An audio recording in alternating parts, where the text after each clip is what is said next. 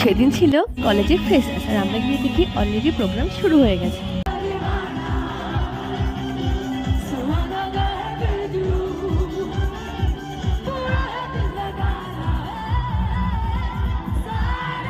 তারপর আশেপাশের সবার এত নাচ দেখে আমরাও আর চুপ থাকতে পারি? আমরা কি নাচবো না? তো হতেই পারে না, তার জন্য আমরাও নাচবো।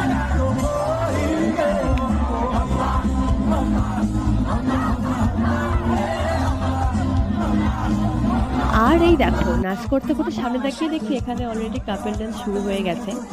তারপর এটা দেখে আমরাও ভাবলাম চল আমরাও একটু করি, দেখি কি হয়। তারপর নাচ করতে গিয়ে যা বুঝলাম এসব কাপল ডান্স আমাদের দ্বারা হবে না, যেটা যার দ্বারা সম্ভব না সেটা করে লাভ নেই।